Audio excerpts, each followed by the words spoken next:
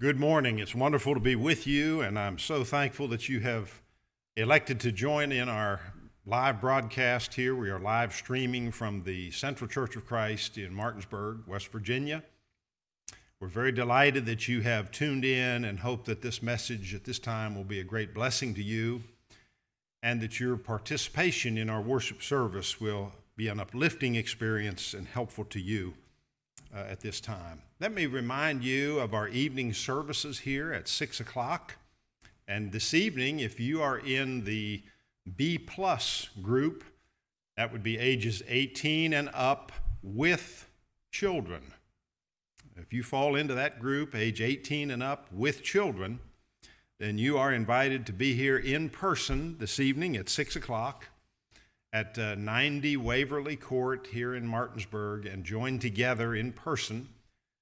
There will be social distancing, there will be masks, and all safety precautions will be taken to make this a proper experience of worshiping God together. Or join us online as you're doing now, and hopefully that will be a wonderful blessing to you. If you are planning to come in person, please RSVP at the church website. Very easy to do. I did that myself for the first time today for Marvina and me. RSVP'd for this evening. I thought that would be a big, long, complicated process that I would have to ask one of our children to help us with, but it turned out to be very, very simple, and you may want to do that. Check that out. Life is filled with opportunities to make important decisions. We come to decision points in our life. What do I do? What should I decide? And there are a series of these questions that confront us in life. We mentioned and discussed one a couple of weeks ago. What do I do when, quote, my church conflicts with the teaching of the Bible? And we talked about that. If you missed that lesson, please feel free to check that out on the church website and adjust your life the way that you believe, based on your knowledge of the Scriptures, that it should proceed. Which decision should you make? How should you decide? There are some who are dealing with another very serious question in their life, and that's the one we want to look at this morning. And I would phrase this something like this: what do I do when I no longer love my spouse? Now, before I get into this, I want to tell you that I have already, before preaching this sermon, before beginning to preach this sermon, but having announced this title in advance, and it was in the bulletin and so on, I have received a number of inquiries, a number of messages expressing interest in this subject. I know that's not always because that particular person is in this position, but many of us know people who are, and you yourself may be wrestling somewhat with this question. What do I do when I no longer love my spouse? You know, I think it is time well spent to look first at what the issue is not this morning. I want to be very clear about this. I am not going to be discussing how to get out of your marriage. When I was practicing law for a number of years, I had a private practice for some 19 years and did a good bit of domestic relations work. There would be people accordingly who would ask that question: how do I get out? That's not what this is about this morning. This is for people who are in a committed relationship, who are in a marriage and who want to see it succeed, but are genuinely struggling with this question. You know, I'm not so sure that I really love my spouse, my husband, my wife. What do I do? We're not talking about how to get out. This morning, we're not talking about the other side of this question, which is, what do I do when my spouse won't talk to me? My spouse does not appear to have that love and dedication to our marriage relationship. Now, there is a sermon in this series coming up on that question, Lord willing, but that's not where we are this morning. Also this morning, the issue is not dealing with the normal, what I might call ups and downs of a marriage. Everybody has these. Every marriage that I know anything about has its ups and its downs. And it may start off more down than up or more up than down, and there are peaks and ebbs and flows throughout marriage. That's really not what we're talking about either. So that's not what the issue is. Let's focus this a little bit this morning, if we may. I want to share with you some focus points to get us thinking in the same vein together. First of all, I think you know, if you're paying attention at all to what's happening in our culture in modern America, that marriage as a biblical institution is definitely under attack. Marriage as an institution of God is being questioned, is being attacked, in some quarters is really being frowned upon like perhaps never before in modern American culture. And closely related to that is a second point, that there are many forces that really don't want to see marriage succeed. I know that comes as disappointing news to a person who is genuinely looking for good advice in a marital situation. But I'm going to warn you and tell you, if you don't already know this, not everyone wants to see your marriage succeed. There are many forces in the culture in which we live which are rooting for its demise. You know, the Bible tells us and teaches us that we have an enemy in this spiritual life. His name is Satan. And in case you haven't realized this yet, Satan isn't interested in seeing your marriage succeed and thrive as God intended. Here's an interesting passage along that line, just as a side note here, from John chapter 10 and verse 10. This from the English Standard Version. The thief comes only to steal and kill and destroy. I came that they may have life and have it abundantly. Who is the thief in that passage? A clear reference to the enemies of Jesus Christ and specifically to Satan himself. What's his purpose? What's he doing? He is stealing, he is killing, he is destroying. Folks, Satan does not want to see your marriage succeed. He wants to destroy it. So if you have been experiencing some things in your life, and particularly in your marriage, and are kind of wondering, where is this coming from? I'll just assure you right now where it is coming from. Ultimately, it's coming from Satan. That is the source of this thievery and murder and destruction that we're seeing in American marriages all across this land. So those are some focus points. Here's another. I want it clearly understood that there is a role for professional marital counseling. Now, sometimes gospel preachers are accused of saying, and I'm not suggesting that none have ever said this, but you're looking at one here who is not saying that there is no place for marriage counseling, professional marriage counseling. There is a role. In fact, one of the things that we often do in talking with couples or a member of a couple who is experiencing marriage difficulty is to put them in connection with good resources. I am not a marriage counselor, and I'm quick to tell people that. I am not qualified to be a personal marriage counselor or a professional counselor. I know of some who are. And we're not embarrassed or ashamed to refer people to marriage counselors when such seems to be appropriate. And I happen to know one or two who are faithful members of the Lord's church and have done, I think, a great work. And incidentally, to our young people listening, if you're interested in pursuing a career in psychiatry or in counseling, consider, won't you, very strongly, the need for marriage counseling in the church, for counseling from a Christian perspective, which is a great field of study and so desperately needed.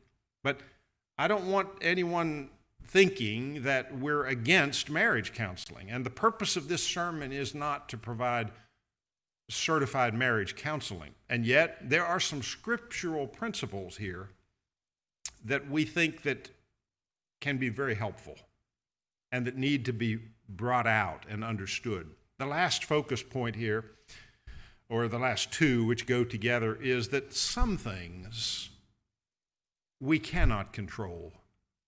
If you are struggling in your marriage this morning, if you feel like your spouse no longer loves you, or that your marriage is really on the rocks, I want you not to be overborne with personal guilt, and recognize that there are some things that you cannot control.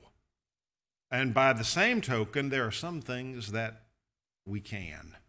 The scriptures amount to a book of personal responsibility. So this morning, where we're focusing is, what can I do? What can you do in your marriage? What do you do when it seems you no longer love your spouse? Let's focus on that question together. What should you do this morning if you are there? Well, I want to suggest, first of all, that we start talking. And I'm going to put the word again in brackets. Some of you never stopped. But you need to start talking again. The scriptures are very, very clear that communication is a vital, vital key in marriage. All of the experts agree that successful marriages are marriages in which communication is alive and well. I came across a good article in Marriage Today from September 2019 by Ashley Willis, which contained this statement: daily communication, notice this now, daily communication is a must. We can't expect our relationship to get out of a rut if we don't tell our spouse how we genuinely feel and listen when they share their feelings as well. You see, communication, it's a two-way street. We must refuse to shut down.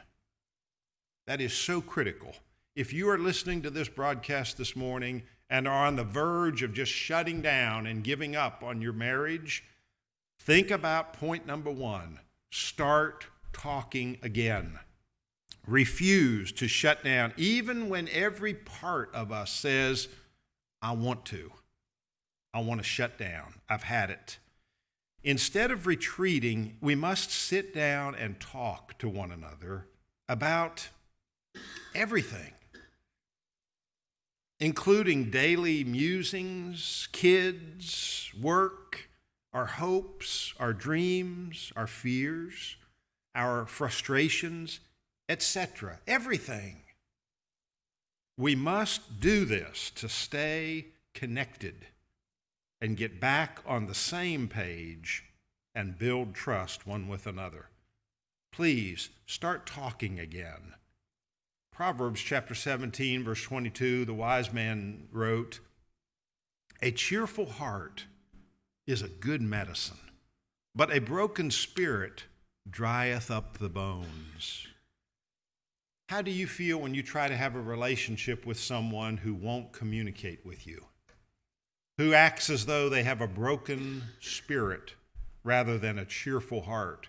Listen, one of the best medicines for your marriage is cheerfulness, is a cheerful communication, a willingness to talk and to listen when our spouse talks to us. What should you do if you feel that you no longer love your spouse? Start talking. Start talking to them again. Number 2, be the change that you want your spouse to be. The change that you want to see in your spouse. It certainly takes 2 to make a marriage work. You've heard that many, many times. Marriage is a 2-way street. I remember being told as I was a young man preparing to marry that, I know you've heard it said, Bob, that you have to make it a 50-50 proposition and each person gives 50%, but that's not really true. What you're going to find is in marriage, it's more a matter of giving 80-90%. And when each partner takes that approach, I'm going to really bend over backwards and give all that I can give. There you have a key ingredient to a successful marriage. It's a 2-way street. But when a marriage gets stuck in a rut, let's say, or being attacked, someone has to make the first move. Someone has to give ground toward healing.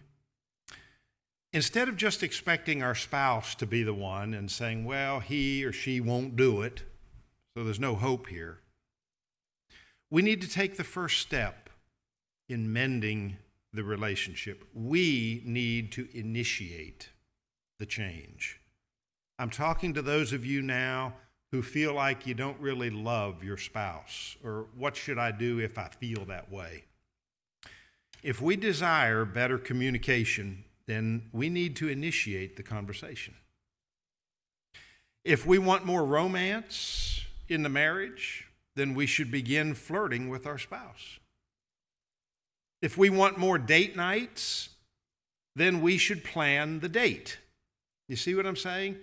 Be the one who initiates the change that you think is needed in the marriage. And what will happen is when you make those efforts to do these things, your spouse will notice that.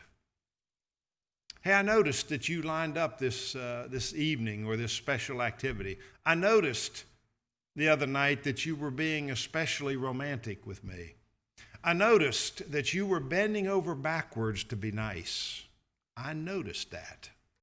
And what will happen is when your spouse notices that you're doing this, you'll see a response. But someone has to initiate it. So be the change that you would like to see in your marriage. Number 3, and this is a passage from James 3 and verse 18, and those who are peacemakers will plant seeds of peace and reap a harvest of righteousness. Now notice, the one who is going to benefit is the one who's doing the work, who's planting the seeds, if you will. What kind of farmer expects to receive crops when they don't engage in the planting and the work of producing those crops? If you want your marriage to benefit you, if you want more out of your marriage, then initiate the change. Be the one who's putting something in.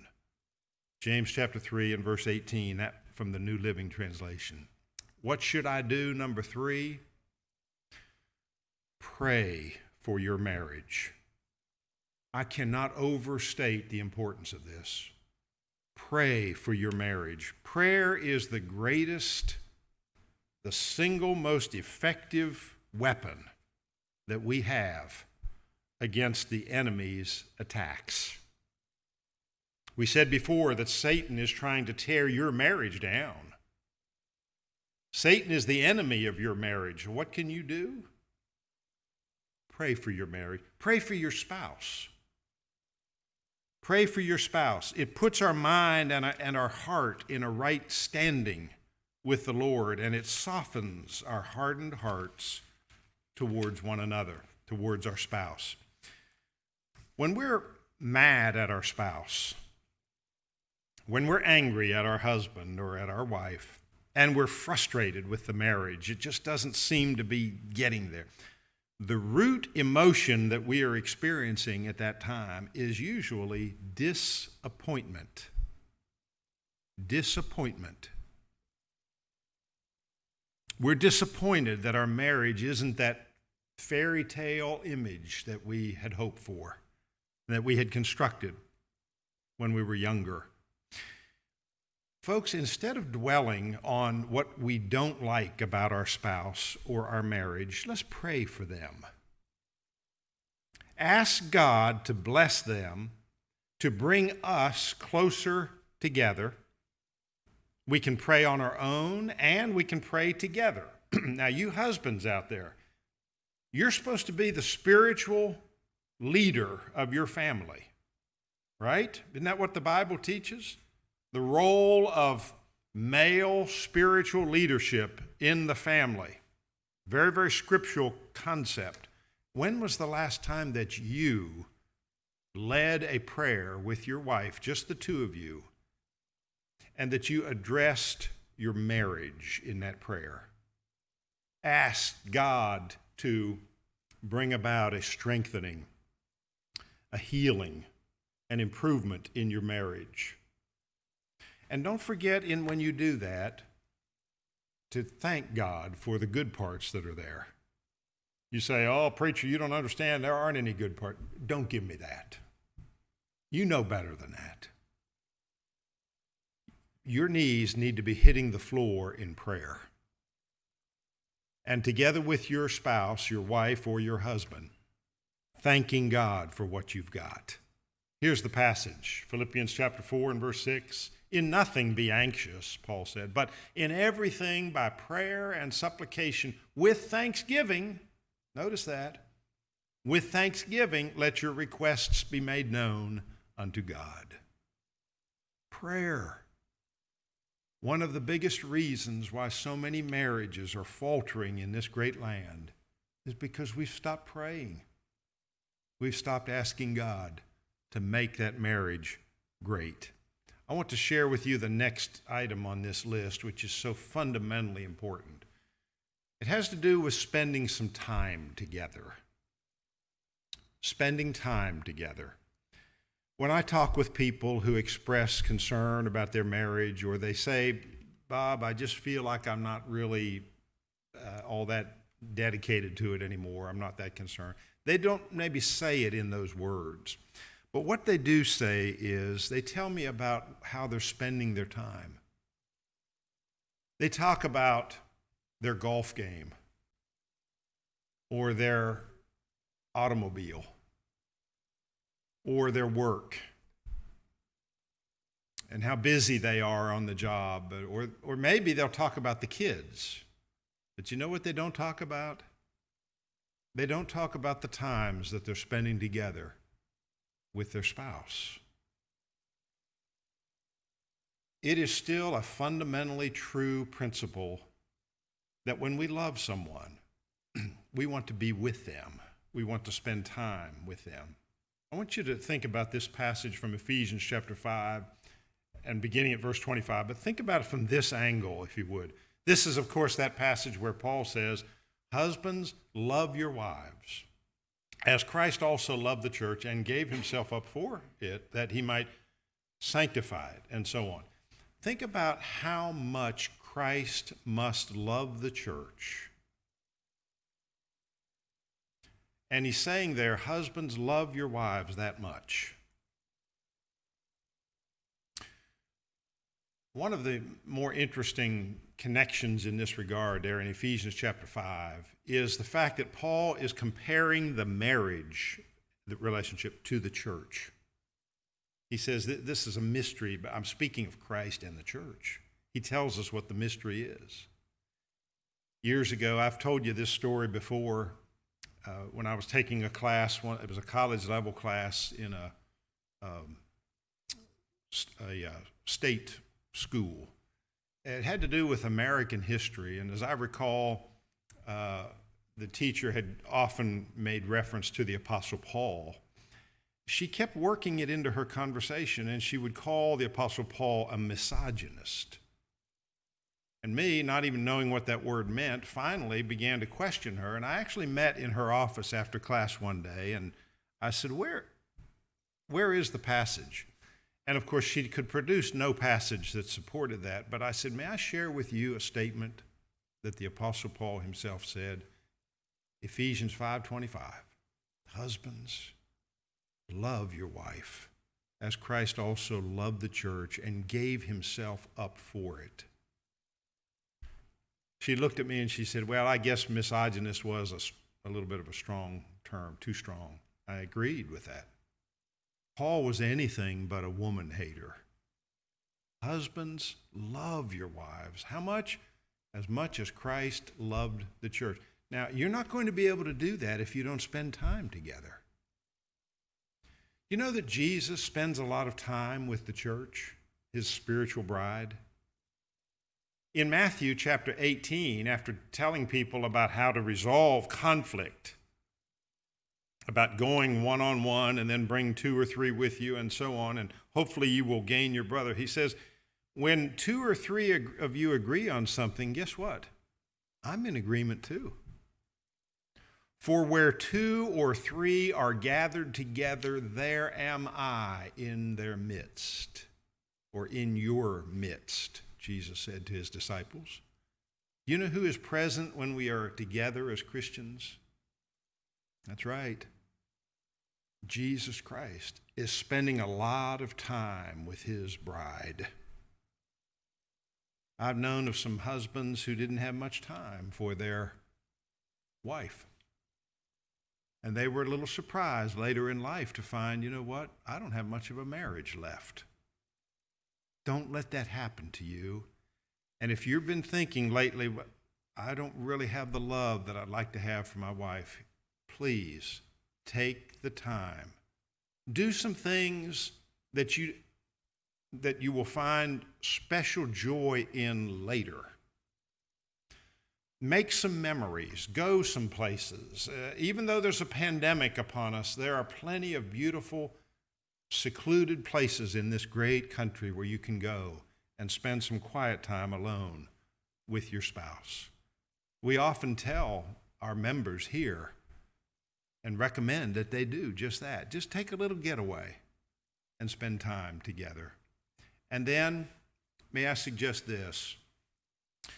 The Bible teaches that we need to, if we're going to strengthen our marriage, we're going to need to understand what the Bible means by the word love. If you're wondering what to do, thinking, I no longer love my spouse, I would just challenge you to recognize that the word love in the original language, in the Greek, is not always the same word. There are about 3 different Greek words for love that are used in the New Testament, and an additional one that was in the language that isn't even in the New Testament. So there are like 4 different words there, all translated by the same English word, love.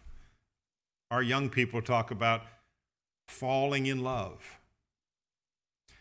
But the scriptures use that word in its first sense, agape, to mean a commitment, a sacrifice, and a choice.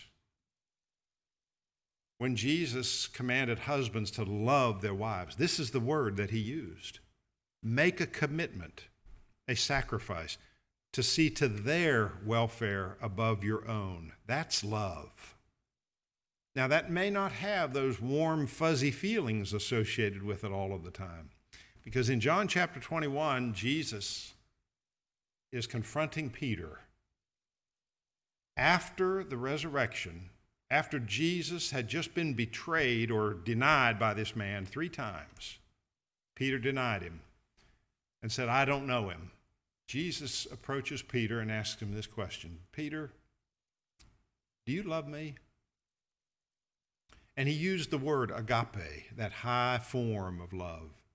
Peter says, yes, Lord, you know that I love you, but he used a lower form, phileo, from which we get the city of Philadelphia's name, meaning brotherly love. Jesus let that go, and then a little later he asked again, Peter, do you love me? Agape. Peter says, yes, Lord, you know that I love you, phileo. And then finally, the 3rd time, Jesus says, do you love me, Peter? And there he used that lower term, phileo. What was Jesus doing there? He was rehabilitating the man who had just denied him 3 times. And he caused him to stop and think about his love for his master.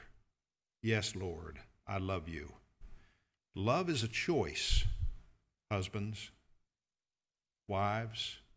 When you stood before a group of people and said, I honor and love you, and will honor and cherish you and love you till death do us part. Only you can follow through with that choice and that decision. Even long after the initial romance is gone, you can make it reappear. You can kindle it afresh and anew. It's a choice. But we must love whether we have that initial feeling or not. Lastly there, trust God and never give up. Romans chapter 8 and verse 3, Paul says, what then shall we say to these things? If God be for us, who can be against us? Romans 8 and verse 3. Never, never give up on your marriage. I'm going to close this lesson with just a few more personal hints, and then the lesson will be yours. These are not deep principles. They're just a few thoughts that may help you if you've been feeling like you have fallen out of love with your spouse. Number 1, try lightening it up a little bit. Watch a little Andy Griffith at bedtime instead of the evening news. Let's see if that doesn't help. Number 2, try to remember. Remember the good times. Remember how you felt when you first walked down that aisle and you were married, or when you asked her for her hand and she said yes. Try to remember that. Next, revisit those good times. Think about places that you went, music that you listened to, people that you associated with, things that you did together, and revisit some of those while you can. Lastly, think about others. Think about your wife. Think about your husband more than yourself. See if that can't be a little hint for you when you're asking the question, what if I don't love anymore? There is a last point there. We're going to have to be realistic, folks. Be realistic. These changes aren't going to happen overnight. Your marriage is worth saving. Please think about all of the people who are depending on you.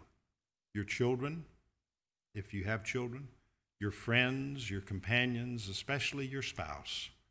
And then be realistic. You didn't get into this rut overnight.